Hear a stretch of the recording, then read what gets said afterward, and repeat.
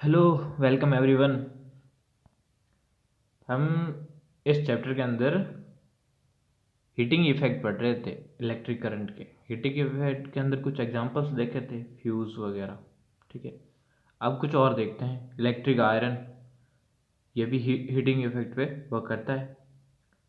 An electric iron contains a coil of wire called element. जो iron press करने के लिए यूज होती हैं, गर्म कपड़े प्रेस करने के लिए, तो उसके अंदर वायर का एक एलिमेंट होता है, कोयल होती है, कोयल इस तरह से, उसको एलिमेंट बोला जाता है। As the current passes through the element it becomes red hot and gives off heat. जब इसके अंदर से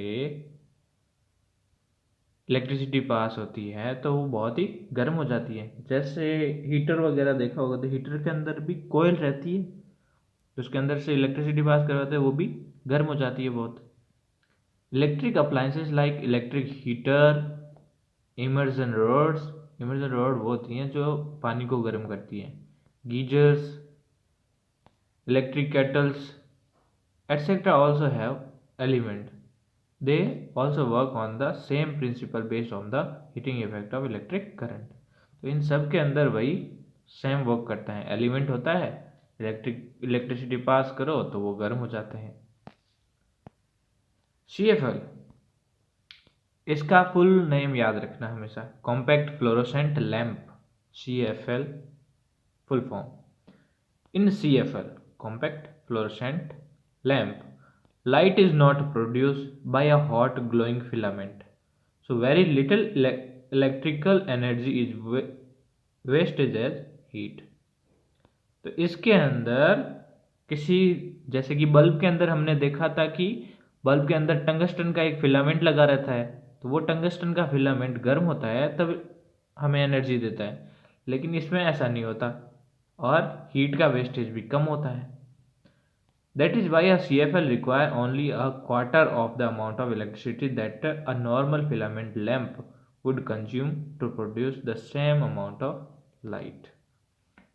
तो जितना एक बल्ब को लगता है, तो उसका 1/4, जैसे 100 वाट का अगर कोई बल्ब है, तो 25 वाट की जो CFL है वो उतना ही वर्क करती है जितना कि वो बल्ब करता है। फैक्ट क्या दे रखा है, the amount of heat produce in an element depends on material length and thickness. Thus for different requirement the wire of different length and thickness are used. अभी हमने आयरन के अंदर देखा था कि कोयल करके उसके अंदर एलिमेंट लगे हुए थे वायर के। जब अलग अलग जगह पर, जैसे कि हीटर के अंदर यूज करेंगे तो अलग वायर का, अलग मेटल का वायर यूज करेंगे, और कहीं टोस्टर वगैरह में यूज करेंगे तो अलग का करेंगे। तो इस तरह से डिफरेंट जो मैटर है, डिफरेंट मटेरियल या मेटल है, तो अलग अलग टाइप से और अलग अलग अमाउंट में हीट प्रोड्यूस करते हैं। रिव्यू टाइम देख लो।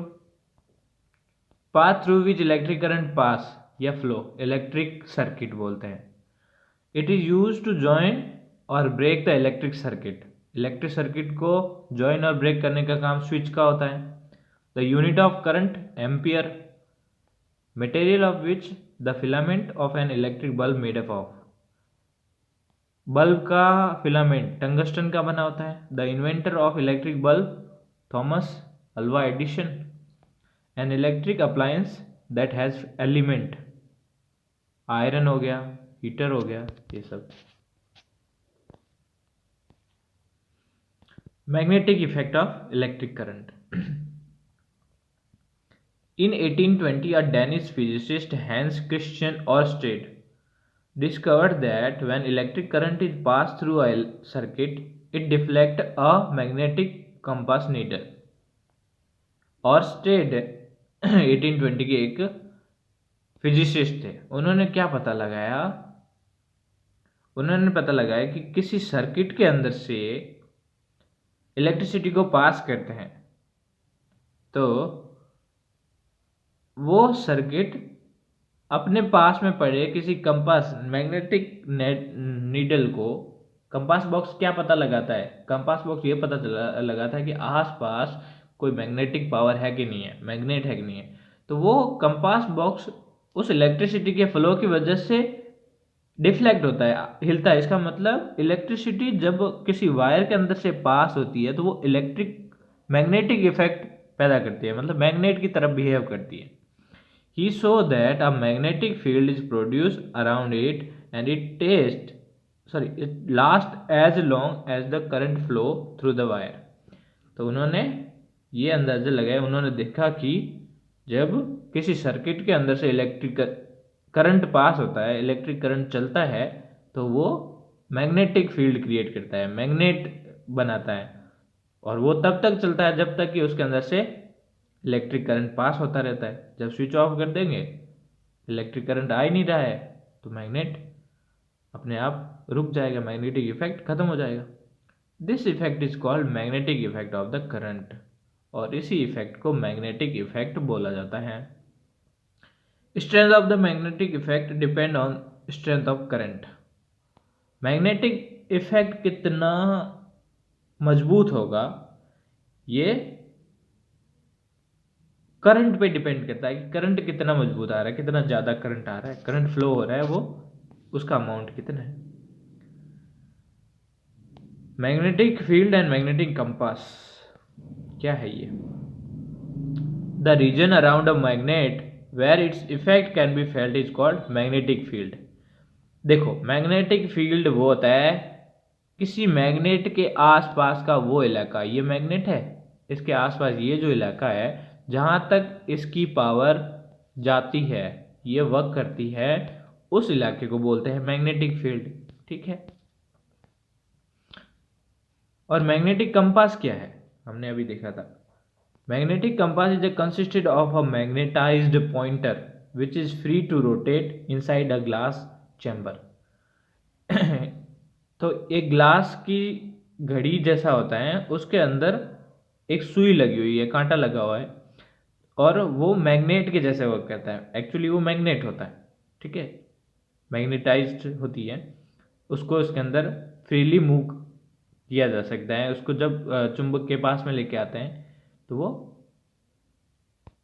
डिफ्लेक्ट होती है। The pointer rest in a north south direction, और ये जो कंपास बॉक्स है हमेशा नॉर्थ साउथ डायरेक्शन के अंदर ही रहेगा। कभी हमें डायरेक्शन देखनी है कि नॉर्थ किधर है, तो वो कंपास हमको बता देगा कि इस तरफ नॉर्थ है, इस तरफ साउथ है, क्योंकि जो रेस्ट की पोजीशन में रहती है जब कंपास बॉक्स, तो वो नॉर्थ साउथ के अंदर रहेगी। When the magnetic compass is brought near a magnetic field, its pointer shows deflection. अब जो ये कंपास बॉक्स है उसको किसी मैग्नेटिक फील्ड में लेके आते हैं, मैग्नेट के अंदर, तो ये हिल जाएगी, नॉर्थ साउथ डायरेक्शन से डिफ्लेक्ट हो जाएगी, इधर उधर घूमने लगेगी। The deflection shown by the pointer helps to detect whether there is a magnetic field और नॉट। तो इसी तरह से हमें पता चलता है किसी फील्ड में जाने पर, जब ये जो कंपास बॉक्स है उसके अंदर की नीडल इधर उधर होगी या डिफ्लेक्ट होगी, तो हम बोल सकते हैं कि आसपास मैग्नेटिक फील्ड है। और अगर कुछ भी नहीं हो रहा है, नॉर्थ साउथ डायरेक्शन में वैसे ही पड़ी हुई है, तो इसका मतलब कोई भी मैग्नेटिक फील्ड नहीं है। Thus, it was concluded that electricity and magnetism are not two independent phenomena. तो हम इससे क्या अंदाजा लगाएंगे कि जो मैग्नेटिज्म है और इलेक्ट्रिसिटी है, दोनों डिफरेंट नहीं है। इलेक्ट्रिक करंट भी magnetic as a magnetic use किया जा सकता है, क्योंकि ये भी मैग्नेट के जैसे बिहेव करता है।